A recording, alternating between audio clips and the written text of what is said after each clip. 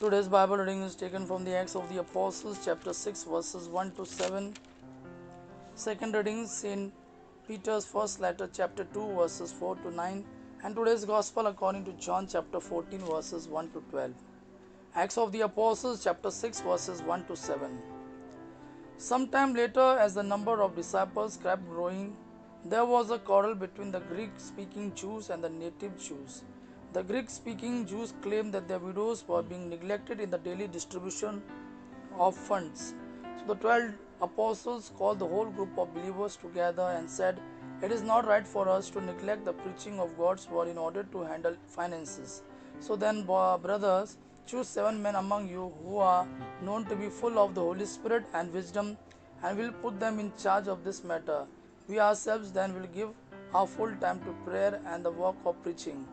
The whole group was pleased with the apostles' proposal, so they chose Stephen, a man full of faith and the Holy Spirit, and Philip, Prochorus, Nicanor, Timon, Parmenas, and Nicholas, a Gentile from Antioch, who had earlier been converted to Judaism. The group presented them to the apostles, who prayed and placed their hands on them, and so the word of God continued to spread. The number of disciples in Jerusalem grew larger and larger, and great number of priests accepted the faith.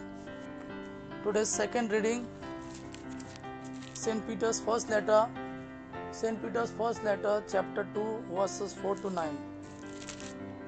Come to the Lord, the living stone, rejected by man as worthless, but chosen by God as valuable.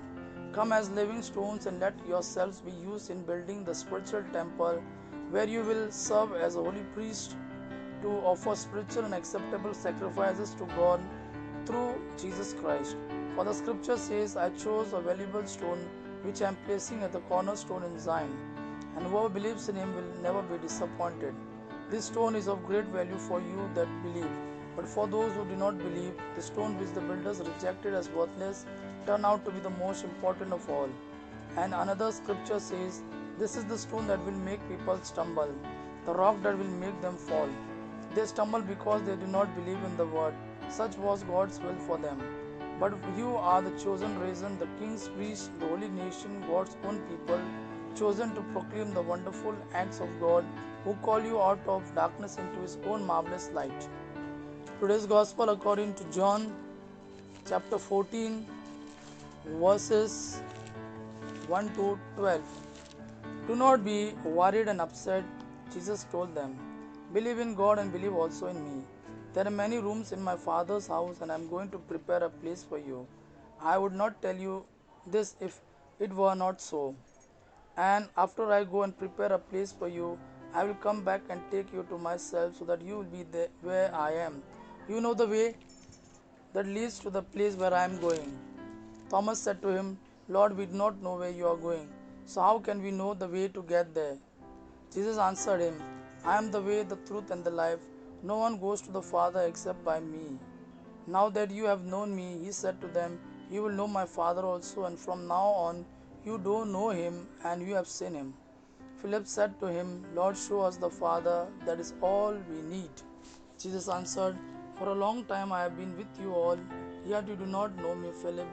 Whoever has seen me has seen the Father. Why then do you say, 'Show us the Father'? Do you not believe, Philip, that I am in the Father and Father is in me?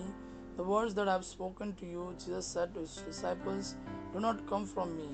The Father who remains in me does his own work. Believe me when I say that I am in the Father and Father is in me. If not, believe because of things I do. I am telling you the truth. Whoever believes in me will do what I do.